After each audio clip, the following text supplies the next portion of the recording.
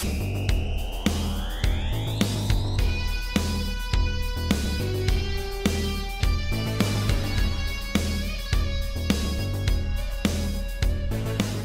you were to take all the 80s horror sequel stuff out of this movie room, it would practically be bare. Now, you watching this video are probably a lot like me. You love 80s horror sequels. God knows there are so many great ones. So what I wanted to do today was to give you my top 10 80s horror sequels. This is kind of a mix between my own personal favorites and kind of what I think are the best ones. I think they kind of coincide. Two things before we get started with this. Number one, this is only going to be part 2s. If you guys enjoyed this video, I'll be glad to do another version of this afterwards where it could be the top 10 best sequels that are part 3s or 4s or even 5s. Number 10 for me, guys, is one of my all-time favorite movies, Return of the Living Dead Part 2. Yeah, it's not the first one per se, but what I love about Return of the Living Dead Part 2 is how it can make me just feel like a kid again. I love the score to this movie so much. It works really well for the film. The music from the motion picture is out of this world, and the zombies are so cool. I love the blue designs. Kenny Myers did a great job. Return of the Living Dead Part 2 is just one of those comfort movies for me that I could watch once a week and just simply never get tired of. I absolutely adore Return of the Living Dead Part 2. Coming in at number 9 for me, my boy Charlie Band always has to make it in one of my lists with stuff like this. Ghoulies 2 is about as fun as a Ghoulies movie could possibly be. They take the elements from the first one that work well and just amplify them to a million. In the first Ghoulies, things are a little bit slow and you don't get the Ghoulies throughout the entirety of the movie. Well, in Ghoulies 2, Charlie heard the complaints and he ramped it up to 11. The Ghoulies are out of this world funny, the puppets look really good in Ghoulies 2, the music is really fun, and in terms of the Empire catalog, you gotta look at Ghoulies 2 as just simply one of the best titles from the Ghoulies catalog. Huge fan of Ghoulies 2, I love it to death, and it is one of what I think is the best 80s horror sequels. Okay guys, so coming in at number 8, George Romero kind of makes it in this list, and so does Tom Savini a little bit. Creepshow II. Now, as time has gone on, I've seen more people that I know say I actually prefer Creepshow II to Part 1. While I can't necessarily say I think it's better or worse, it's just different. But Creepshow 2 nails it with this almost childlike whimsical aesthetic, with the score that sounds like a whisper in the wind. The sequences in Creepshow 2 are seriously so much fun and almost have this just charming nostalgic feel. Segments like The Raft and Old Chief Woodenhead. Old Chief Woodenhead is a story that seems like it could come right out of the mind of a 10 or 11-year-old. It's so entertaining and the rewatch value is through the roof. Creepshow 2 is awesome. Coming in at number 7, guys, is Friday the 13th Part 2. Now, the interesting thing about the Friday franchise that I love so much is each film has its own unique feel. You could look at 3, 4, 5, 6, 7. You can't mistake them for one another. But what actually makes Part 2 interesting and unique for me is it's the only one that actually feels like the first movie. Part 2 is just such a spooky, good movie. I can't tell you how much I love Friday the 13th Part 2. Steve Miner really found his stride with this one. This movie was so crucial for the success of the series, and if this one had flopped, well, you could kiss the hockey mask Jason goodbye. Part 2 is so great. I love Tater Sack Jason. The cast is great. Ginny's a fan favorite. Part 2 is just money, and I love the fact that it is the only one that feels like the first movie. Coming in at number 6, guys, is gotta be Evil Dead 2. I mean, I love the first Evil Dead, don't get me wrong, but man, 2 is just cranked up to 11. Sam Raimi found his stride, and I don't know if you could call it his absolute best film ever. This isn't my personal favorite Evil Dead movie, but to deny that Evil Dead 2 is the fan favorite for a reason would just be totally silly on my part. This film is so bombastically entertaining.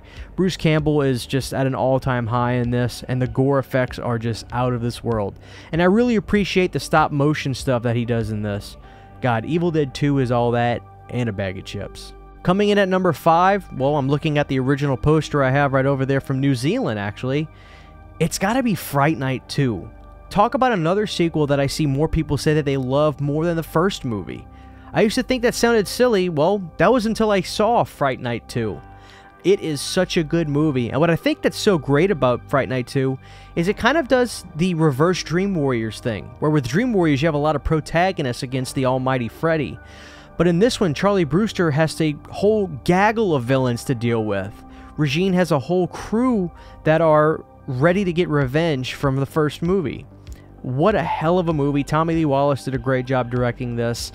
Roddy McDowall is just back in action. This is just such a great movie. Fright Night 2 is fantastic. And the Come To Me female version that's used for Part 2 is just simply a better version than the one in Part 1. Fright Night 2 is a easy 9.5 out of 10. Coming in at number 4 has to be Tobe Hooper's Texas Chainsaw Massacre 2. You either love or hate this one, I think, and for me, Texas Chainsaw 2 is just a smidge below the original. It's so good. I mean, Tobe has talked about how Part 1 was supposed to be this funny movie, but he made sure in Part 2 you've got the humor. I can't tell you how much I love Part 2 from its cast. Having Dennis Hopper in here is just a beautiful thing, and he is awesome in this film. Texas Chainsaw Massacre 2 is so entertaining. I love Bill Johnson as Leatherface. The music for this movie is great. And Tom Savini, quite frankly, I think did his best work in this film. When I think Tom Savini, I always think Texas Chainsaw Massacre 2. Coming in at number 3 could be a more controversial pick for me in terms of the audience, but I stand firm with this one personally. Number 3 is Hellraiser 2 Hellbound, or Hellbound Hellraiser 2. A quick story. Before I ever saw Hellraiser, when I would see the imagery from the film, I always had this extremely gory and grandiose feel of what I thought this series should and probably did look like. Well, when I saw the first Hellraiser, I didn't quite get that. But Part 2 is the only time I've ever had a movie envisioned in my head be matched and sometimes surpassed while watching Hellbound. This is one of the most gory, intense, and almost beautiful films I've ever seen. Seeing, I believe, Julia pop out of the bloody mattress is something that is so burned into my brain I could never get it out. This movie is so intense, I can't believe it. And I actually feel that the limitations in the budget stretched the effectiveness of this film even more. Sure, we don't get to see Leviathan till its fullest, but quite frankly, I don't know that I ever want to. I think Hellbound is going to be the best we ever see from the Hellraiser franchise. Pessimistic or not, this is one of the best 80s horror sequels I've ever seen. If you haven't seen Hellbound in a while, I please beg of you to go check it out again. To me, it's no contest. This is the best Hellraiser film. And at number 2, I'm also looking at an original poster that my buddy Lauren gave me. Thank you. This came from a New York City theater, by the way. Number 2 is far and away my boy Tom Holland's written Psycho 2. This movie had no business being this good coming from the great Psycho, but man, this film just delivers. Psycho 2 is one of those sequels that you just gotta see it to believe it. And when I found out that there was a Psycho 2, I heard about it on the premise of, hey, you've got to see it to believe it. This movie's really good. And I still couldn't believe it. But not only do I think Psycho 2 is that damn good, if you told me you thought it was better than the first movie, I wouldn't argue it. It's so clever, turning the sequel on its head of what you thought it probably would be. Norman's the good guy in this film. It's everybody around him that needs him to be psychotic because they feared him, so in essence they have to make him the bad guy again to block him away.